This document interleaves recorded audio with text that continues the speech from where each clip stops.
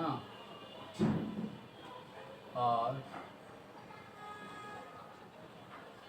লসাগু কি হবে?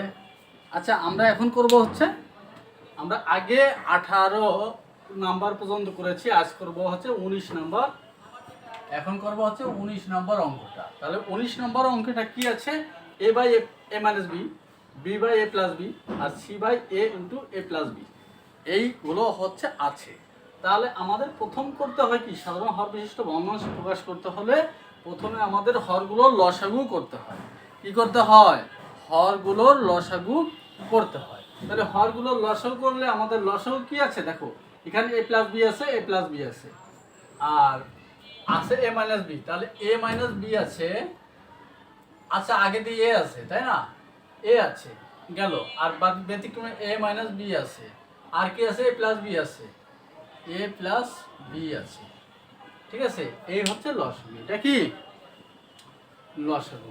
আচ্ছা, এবার লসাগু যখন হয়ে গেল, আমাদের পরবর্তী কেমন হচ্ছে, প্রথম ভগ্নাংশটা নেয়া।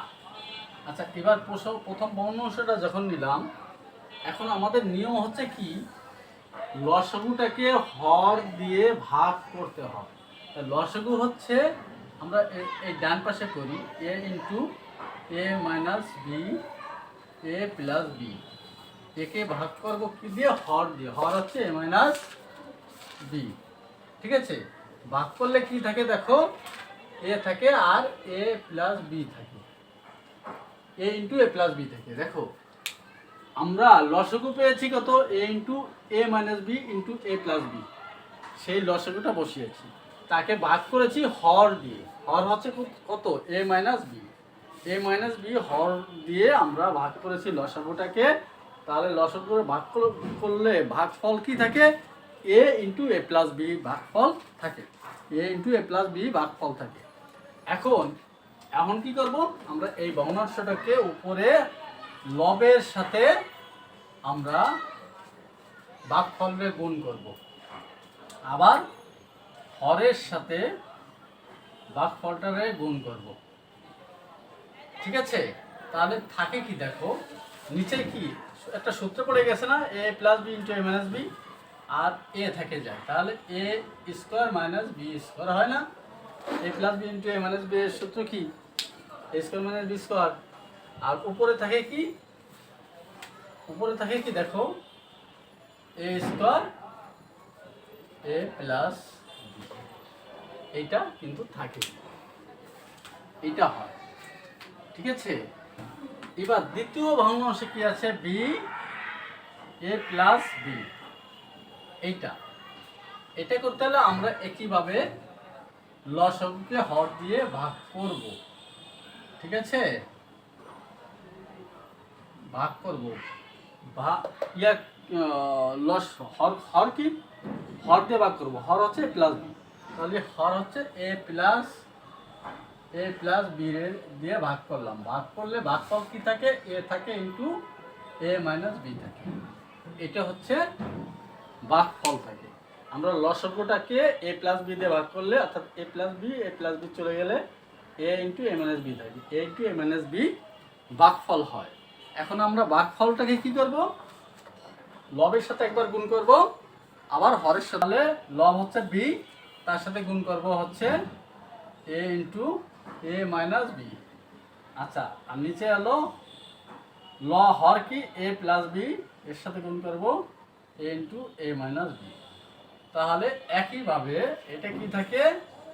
এ বি থাকে এ মাইনাস বি উপরে, আর নিচে কি হয়? একইভাবে এ স্কোয়ার মাইনাস বি স্কোয়ার, এই সূত্রে পড়ে যায়, এ প্লাস বি ইন্টু এ মাইনাস বি সমান এ স্কোয়ার মাইনাস বি স্কোয়ার। ঠিক আছে, ধন্যবাদ। এবার তৃতীয় ভগ্নাংশ হচ্ছে সি ইন্টু এ এ প্লাস বি, এইটা। ঠিক আছে, আচ্ছা আমরা এবার কি করি? একই সিস্টেমে লসাগুগুলোকে আমরা হর দিয়ে ভাগ করব। হর আছে কি এখানে? এ ইন্টু এ প্লাস বি, হর কি? এ ইন্টু এ প্লাস বি, তাহলে থাকে কি? শুধু এ মাইনাস বি থাকে। ঠিক আছে, কি থাকে? শুধু এ মাইনাস বি থাকে ভাগফল। আচ্ছা, ভাগফল a মাইনাস b। তাহলে আমরা লব আছে কত c, এর গুণ করব কি a মাইনাস b দিয়ে, ভাগফল দিয়ে। আর নিচে আছে কি a প্লাস b, এর গুণ করব ভাগফল কত a মাইনাস b। ঠিক আছে, একইভাবে এটা কি c into a minus b হয়, আর নিচে কি a into a square minus b square হয়। তাহলে আমরা ভগ্নাংশগুলো পেয়ে গেছি। এইগুলো হচ্ছে আমাদের কাঙ্ক্ষিত সেই ভগ্নাংশ। ঠিক আছে, তাহলে আমরা লিখে ফেলি, অতএব সাধারণ অর বিশিষ্ট ভগ্নাংশ কি a square into a plus b। ঠিক আছে, আর নিচে হচ্ছে a into a square minus b square, square minus b square. দ্বিতীয় ভগ্নাংশ কি a b, a minus b, আর নিচে a into a square minus b square. ঠিক আছে, আর তৃতীয় ভগ্নাংশ কি এই যে c into a minus b আর a square minus b square. এটা হচ্ছে অ্যান্সার। ঠিক আছে, বুঝতে পেরেছো? এই হলো পুরো অঙ্কটা, অতি সহজ, কঠিন কিছু না। তোমরা যদি বুঝতে অসুবিধা হয় আমার ভিডিওটা কয়েকবার দেখলে পানির মতো এই ভগ্নাংশগুলো সমাধান করতে পারবে, আশা করি ইনশাআল্লাহ। তাহলে তোমরা এটা চেষ্টা করো। আর যদি কোনো সমস্যা হয় আমাকে মেসেজ করবে, আমি তোমাদের সমস্যার সমাধান করে দেবো ইনশাআল্লাহ। আল্লাহ হাফেজ।